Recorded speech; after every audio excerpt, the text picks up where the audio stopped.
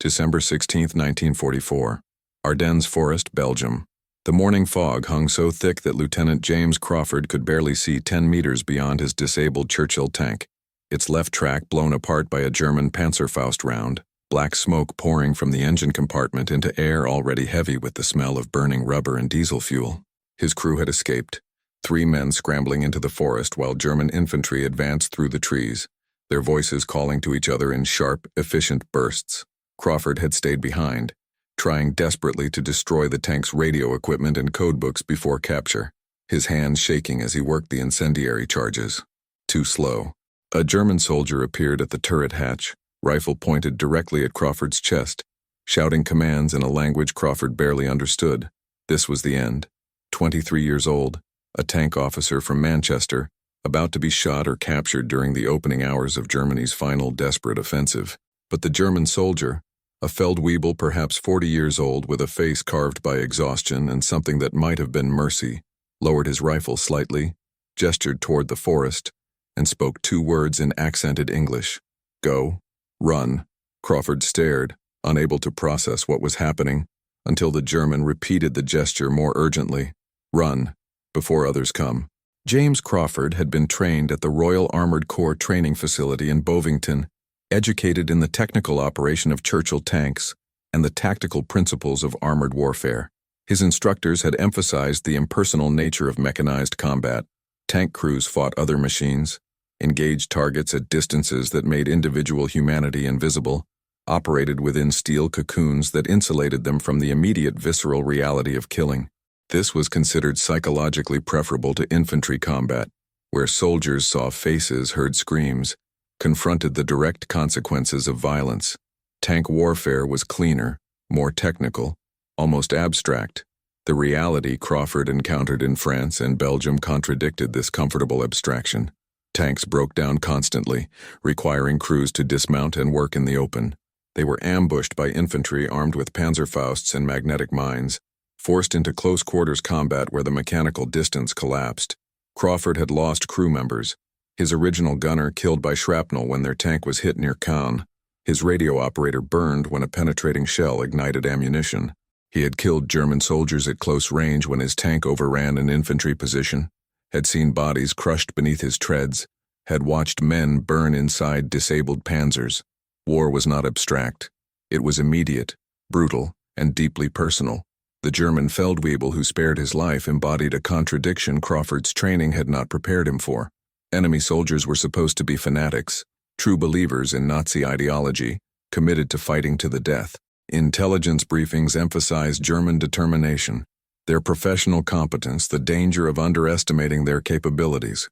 But this Feldwebel, whose face Crawford would remember with perfect clarity for the rest of his life, had chosen mercy, when every military consideration demanded he take Crawford prisoner or shoot him to prevent intelligence leakage. Crawford ran.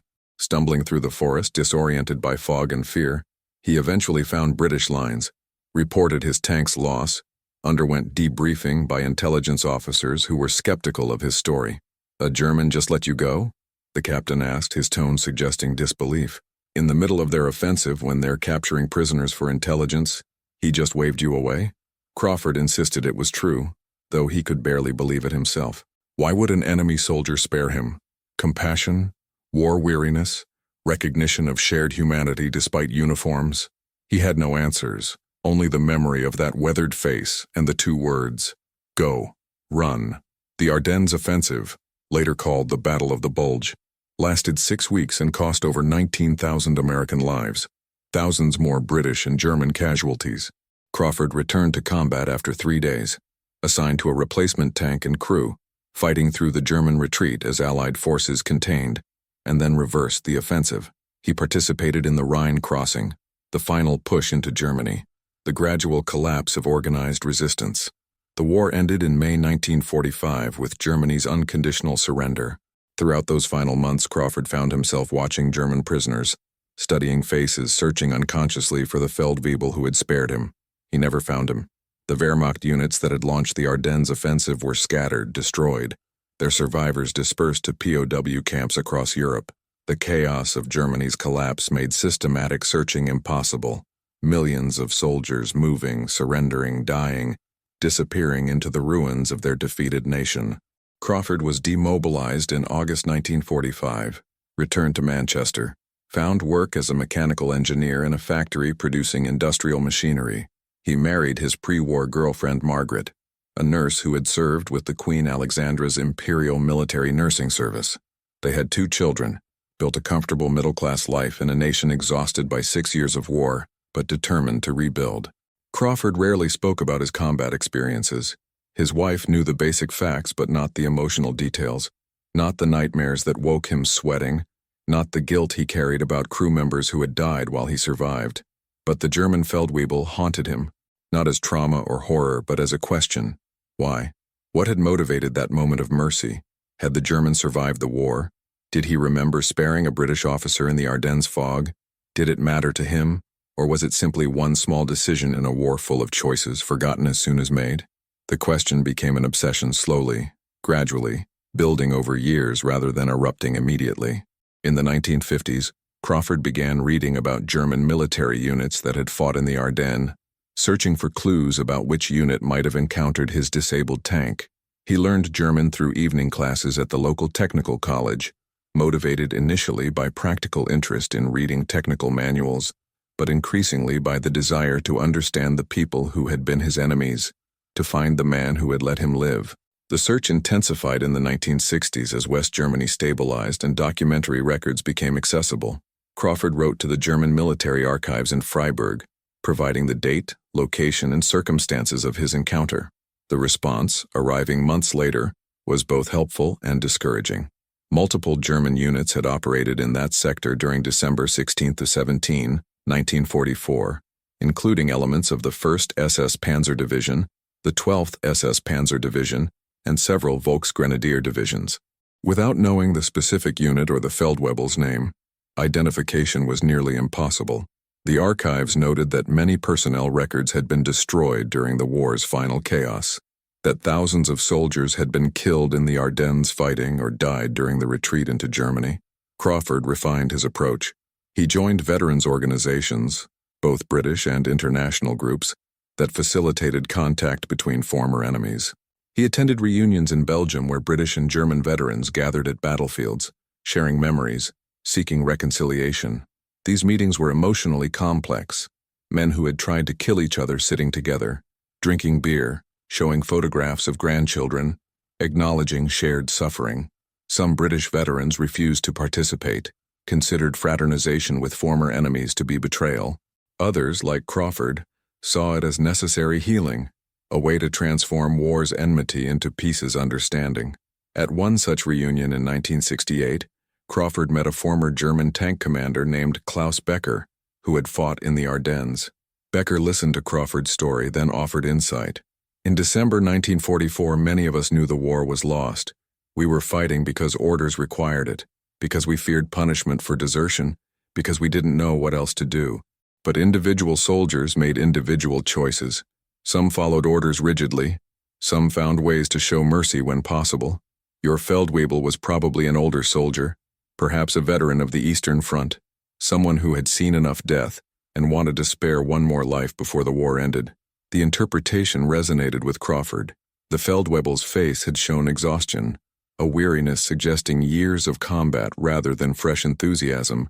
He had been professional but not fanatical, competent but not cruel.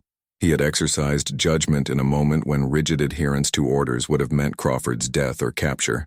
That judgment, that small act of mercy in the midst of Germany's final offensive, had given Crawford 30 more years of life and counting. Crawford's children grew up hearing the story of the German Feldwebel, understanding that their father's survival, and therefore their own existence, depended on an enemy soldier's moment of compassion. His daughter Sarah, born in 1948, became fascinated by the moral complexity of the story. How could someone fighting for an evil regime commit an act of pure decency? How did individual morality function within systems designed to suppress it? She studied philosophy at university, wrote her thesis on ethics in extremis, on how people maintained moral judgment in situations designed to eliminate it. His son Michael, born in 1951, took a different lesson from the story. He became a conscientious objector during the brief period of British conscription in the 1950s, arguing that modern warfare eliminated the possibility of individual moral choice, that mechanized combat and long-range weapons made the kind of decision the German Feldwebel had made increasingly rare. The family debates about war, peace, individual responsibility, and systemic evil were informed by Crawford's experience, by the knowledge that one small choice could ramify across generations. Margaret, Crawford's wife, supported his search but worried about his emotional investment. "What if you never find him?" she asked in 1972, watching her husband prepare for another trip to Germany for a veterans gathering. "What if he died in the war, or doesn't remember, or doesn't want to be found?" Crawford acknowledged the possibilities but remained committed. "I need to try. He gave me my life. The least I can do is spend part of that life trying to thank him." The search became more sophisticated as communications technology improved. Crawford placed advertisements in German newspapers, particularly those serving regions where units involved in the Ardennes offensive had been recruited: Bavaria, Westphalia, the Rhineland. He wrote to German veterans associations providing detailed descriptions. A Feldwebel, approximately 40 years old in 1944, weathered face, spoke some English, showed mercy to a British tank officer near the war's end. Each advertisement generated responses. Each response required follow-up. Each lead ultimately dissolved into disappointment. One near miss occurred in 1975. A former Feldwebel named Hermann Weber contacted Crawford, claiming to remember the incident. They exchanged letters. Crawford traveled to Munich to meet him, but the details didn't match. Weber's unit had been in a different sector. His English was minimal. His description of events didn't align with Crawford's memory. They parted cordially, two veterans who shared war's experience but not the specific connection Crawford sought. The breakthrough came in 1979, 35 years after the Ardennes encounter, through a circuitous route that illustrated how persistence and chance sometimes converge. Crawford had been contacted by a British journalist writing a book about reconciliation between former enemies, about British and German veterans who had formed friendships after the war. The journalist interviewed Crawford, included his story in the book, published in 1980 under the title Beyond the Battlefield, Stories of Post-War Reconciliation. The book was translated into German and published in West Germany in 1981. A copy found its way to a veterans' care home in Münster, where an elderly former Feldwebel named Ernst Vogel read it with growing recognition. The details matched his memory. He had been part of a reconnaissance unit in the Ardennes, had encountered a disabled British tank on December 16, 1944, had allowed the officer to escape rather than taking him prisoner. He remembered the decision clearly because it had troubled him at the time.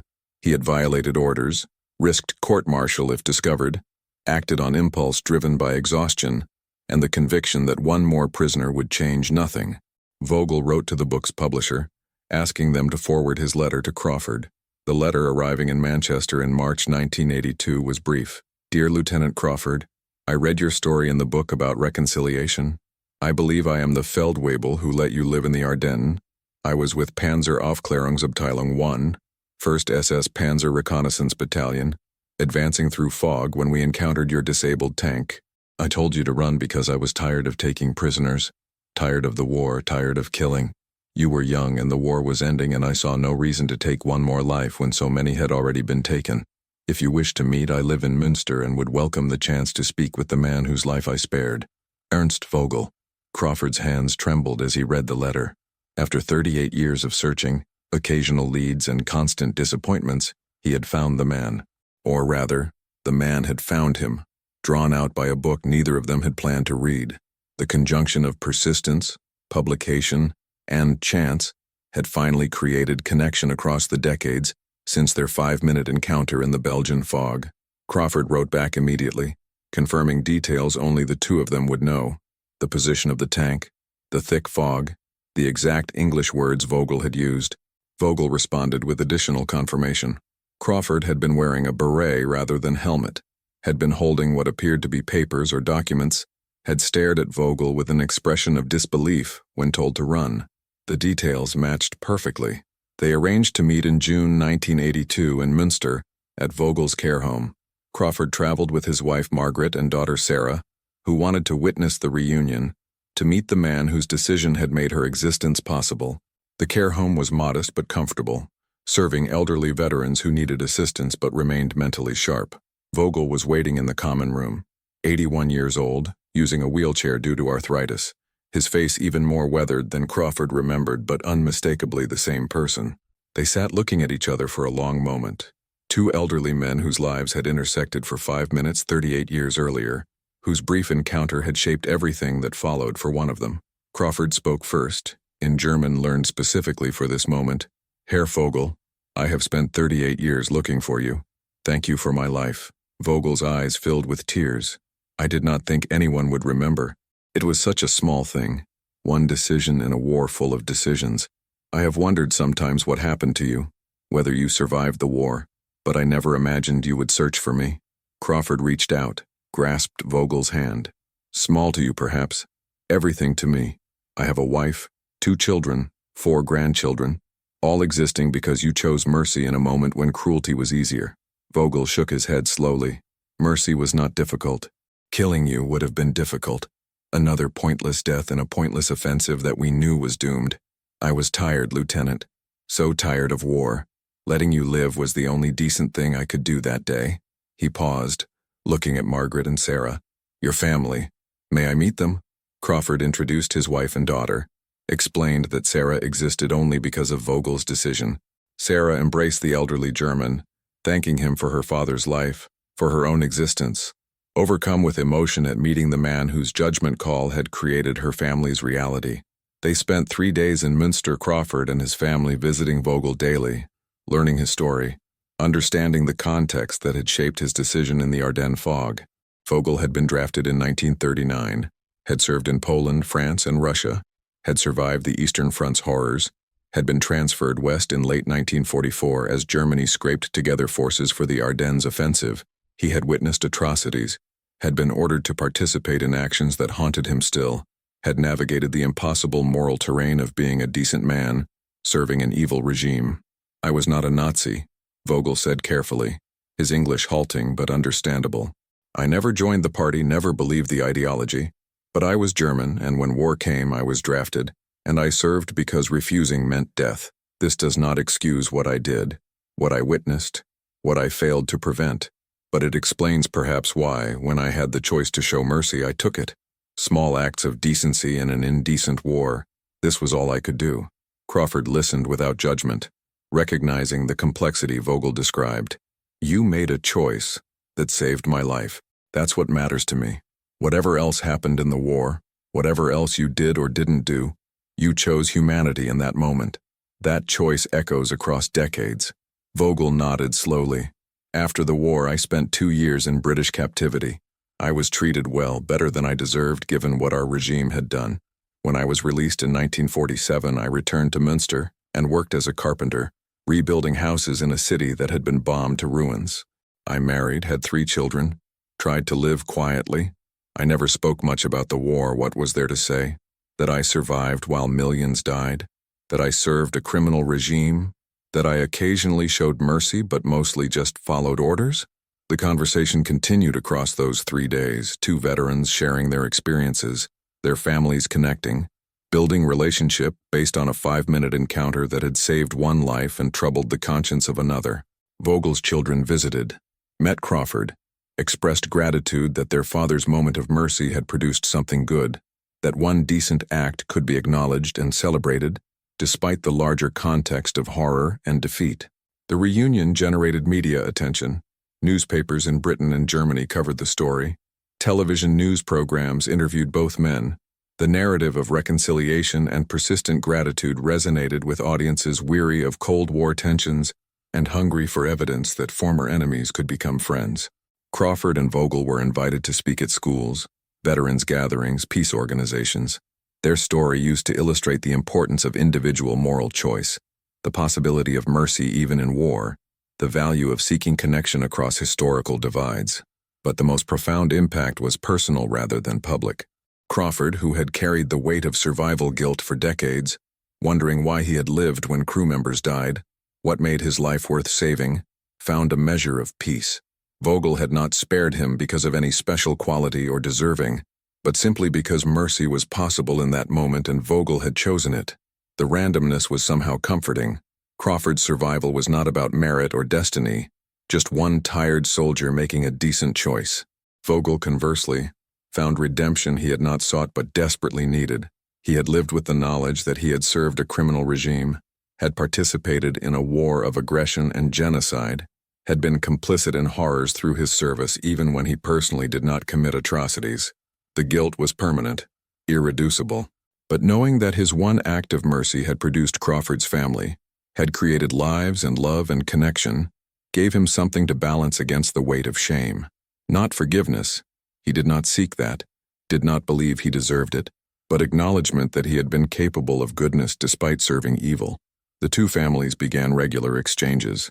Crawford and Vogel corresponded weekly, their letters discussing everything from grandchildren's accomplishments to reflections on war and peace. Crawford's family visited Germany annually. Vogel's children came to Manchester. Relationships formed between people who would never have met, if not for that December morning in 1944. Sarah Crawford became particularly close to Vogel's youngest daughter, Anna. Both women shaped by their father's stories, both committed to ensuring that the lessons of war and reconciliation were passed to younger generations. Vogel's health declined through 1983 and 1984. His body finally failing after 8 decades of life, including 6 years of war, and nearly 40 years of carrying memories no one should have to bear. Crawford visited him in the hospital in Münster in November 1984, sitting beside the bed holding his hand, 2 old men approaching death, their brief intersection made meaningful through persistence and recognition. In those final conversations, Vogel spoke with unusual openness, the proximity of death loosening the restraints of privacy and pride. "I have tried to live a decent life after the war," he said, his voice weak but clear, "to make amends through ordinary goodness, raising children well, helping neighbors, building houses in a country that needed rebuilding. But I knew it was not enough, could never be enough. The regime I served murdered millions. My individual decency changed nothing." Crawford squeezed his hand. "It changed everything for me, for my family. Your mercy mattered absolutely, even if it couldn't erase the larger horrors." Vogel smiled faintly. "Perhaps. I am grateful you found me, James. Grateful you searched so persistently. You gave me something I did not expect. Evidence that one good choice mattered, that I was capable of seeing a human being rather than an enemy, that I retained moral agency even in a system designed to eliminate it. Thank you for that gift." They sat in silence. 2 men who had been enemies for 5 minutes and friends for 2 years, their relationship compressed and intense, meaningful beyond what most lifelong friendships achieved. Crawford felt Vogel's hand weaken, knew the end was approaching. "Is there anything you need?" Crawford asked. "Any message you want delivered? Anything left unsaid?" Vogel gathered his strength. "Tell your grandchildren, tell all young people, that individual choices matter. Even in war, even in evil systems, each person faces moments where they can choose cruelty or mercy, cowardice or courage. Tell them that I was an ordinary man who made mostly ordinary choices, but once I chose mercy and that choice created their family. Tell them not to trust systems that claim choices don't matter, that individuals can't make a difference. Every choice matters. Every person matters." Crawford nodded, tears streaming down his face. "I will tell them. Your story will be told, Ernst. Your choice will be remembered." Vogel closed his eyes, exhausted but peaceful. He died 3 days later on November 18, 1984, with his family present. Crawford and Margaret traveled to Münster for the funeral, standing with Vogel's children and grandchildren, honoring the man who had given Crawford life, and then, 40 years later, had given both men redemption, Crawford from survivor's guilt, Vogel from the burden of having served evil. The funeral was attended by over 200 people, Vogel's family, his friends from Münster, fellow veterans who had served with him, and a delegation of British veterans, including several who had fought in the Ardennes and wanted to honor a former enemy who had shown humanity in war's midst. The service was Catholic, traditional, but the eulogy delivered by Vogel's eldest son included explicit acknowledgement of his father's wartime service and his complicated relationship with that past. "My father served in a war he did not start, for a regime he did not support, in a cause that was evil," the son said, his voice steady despite emotion. He carried guilt about that service until his death, but he also made choices, small choices, individual choices, to preserve his humanity despite circumstances designed to destroy it. Lieutenant Crawford's presence here today testifies that those choices mattered, that individual mercy can shine through collective horror, that redemption is possible even for those who served evil systems. Crawford spoke briefly in halting German, thanking Vogel on behalf of his family, acknowledging the courage required to spare an enemy when orders and ideology demanded otherwise, honoring the persistence required to live with moral complexity and guilt rather than retreating into denial or self-justification. The words felt inadequate. How could language capture what Vogel's decision had meant? The lives it created, the families it made possible. After the funeral, Crawford and his family spent several days with Vogel's family, beginning relationships that would endure. They visited the carpenter's shop where Vogel had worked after the war, saw examples of his craftsmanship, furniture and decorative pieces built with precision and care, evidence of a man who had channeled whatever creative and moral energy survived the war into making beautiful, useful things. They toured Münster, rebuilt from the ruins Crawford's bomber comrades had created, now a thriving university city where young people lived without apparent consciousness of the war that had shaped their grandparents' generation. The contrast was powerful. Destruction transformed into vitality, enmity into friendship, trauma into growth. Crawford reflected that this transformation was what the search had been about all along. Not just finding Vogel, not just saying thank you, but proving that connection across war's divisions was possible, that former enemies could become family, that individual moral choices created ripples extending far beyond the moment of decision. Vogel had made one choice in 1944. Crawford had spent 40 years honoring that choice. Together they had created something neither could have achieved alone. Evidence that humanity survives, that mercy matters, that redemption is possible. Crawford returned to Manchester carrying Vogel's gift, a small wooden box the German had crafted years earlier, containing a letter written in his final weeks. Crawford waited several days before opening it, needing emotional distance before confronting Vogel's final words. When he finally read the letter, sitting in his study surrounded by documents from 4 decades of searching, the message was characteristically direct. Dear James, if you are reading this, I have died, and you have continued to honor our connection. I want you to understand something. You gave me more than I gave you. Yes, I spared your life, allowed you to escape when I could have taken you prisoner, but you gave me redemption. For 40 years after the war, I lived with shame. Shame at having served evil, shame at not having resisted, shame at having survived when better men died. I told myself that small acts of mercy didn't matter, that individual choices couldn't offset systematic horror. Then you found me. You showed me that my choice mattered absolutely. It created your family. It shaped your life. It proved I was capable of goodness despite the system I served. You lifted a burden I had carried for decades, the burden of believing I was nothing more than a cog in evil machinery. You proved I retained moral agency, that I made a choice that echoed across decades, that individual humanity survives even in war's worst circumstances. So thank you, James. Thank you for searching. Thank you for being persistent enough to find me after 40 years. Thank you for allowing me to meet your family, to see the consequences of my mercy, to understand that one decent choice can matter more than a lifetime of ordinary complicity. I die knowing that I did at least one thing right, that I preserved one life when destruction surrounded me, that mercy survived in my heart despite everything designed to kill it. Tell your grandchildren about me, not to glorify me, I deserve no glory, but to teach them that individual choices matter, that systems cannot completely eliminate human moral agency, that each person faces moments where they choose cruelty or mercy, and those choices echo across generations. Live well, my friend. You earned your life by living it with integrity and using it to build love and family. That was worth saving. Ernst. Crawford folded the letter carefully, placed it back in the wooden box and sat in silence crying for the friend he had known for only 2 years, but who had shaped his entire life. The moment of ultimate recognition came not in Münster beside Vogel's deathbed, but several months later in Manchester, during a family gathering for Christmas 1984.